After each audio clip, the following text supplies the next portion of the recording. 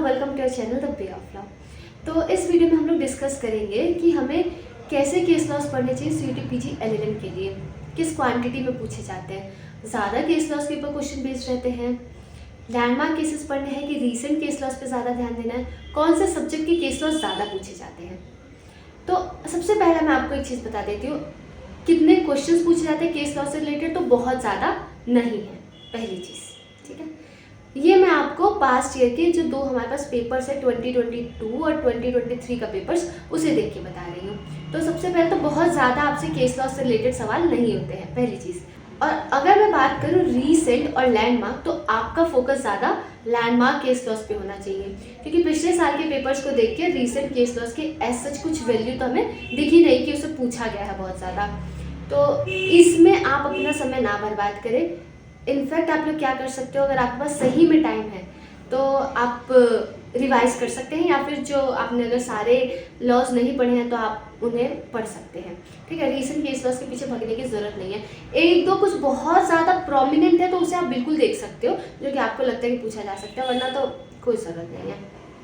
अब कौन से सब्जेक्ट्स के ऊपर ज़्यादा पूछा जाता है और किस ढंग से पूछा जाता है, तो मोस्टली मैं आपको बताऊँ कैसे पूछा जाता है। मैच द फॉलोइंग के फॉर्म में पूछा जाता है। क्या करते हैं, एक तरफ जो है, जैसे टॉड का मैं एग्जांपल देती हूँ, टॉड के केस लॉस पूछे जाते हैं। क्या करेंगे, टॉड के मैक्सिम लिख देंगे एक तरफ, जैसे volenti non fit injuria, damnum sine injuria, injuria sine damnum, ऐसे करके कुछ लीगल मैक्सिम से एक तरफ लिख देंगे और उन मैक्सिम से रिलेटेड केस लॉस हमारे दूसरे कॉलम में लिख देंगे और कहेंगे इन्हें मैच करो।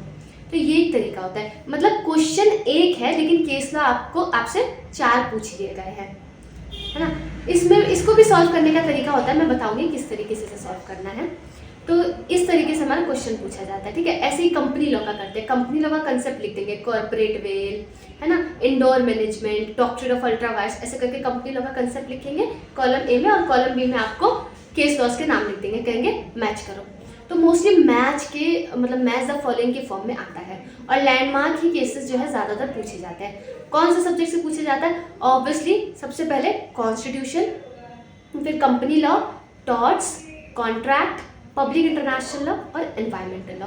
इन्हीं के जो केस लॉज हैं अगर पूछे गए हैं तो इन्हीं सब्जेक्ट से केस लॉस की वैल्यू ज़्यादा है, वो भी लैंडमार्क केस की। तो आई होप आपका ये डाउट क्लियर हो गया होगा कि रीसेंट केस लॉ पढ़े या नहीं पढ़े, है ना, और अगर कौन से केस लॉस पढ़ने, अगर केस लॉस पढ़ने हैं तो मैंने आपको बता दिया पिछले क्वेश्चन पेपर को एनालाइज करके। अब वो आपके ऊपर डिपेंड करता है, आप किस चीज़ पे ज़्यादा फोकस करना चाहते हैं, आप कैसे नंबर लाना चाहते हैं। तो केस लॉ को लेके घबराने वाली बात नहीं है। वही मैं बात यहाँ पे रिपीट करूँगी कि एनटीए का मतलब मेन एम क्या है, आप ये टेस्ट करना कि क्या आपके पास लॉ की बेसिक नॉलेज है। तो अगर आपने सही में ठीक से थोड़ा बहुत भी लॉ पढ़ा होगा तो आप इन क्वेश्चंस को इजीली आंसर कर सकते हो। ऐसे केस लॉस पूछे जाते हैं, ठीक है। तो I hope your all your doubts are clear. फिर भी नहीं क्लियर होता है, you can definitely revert back to us and will try our best to help you. Hare Krishna.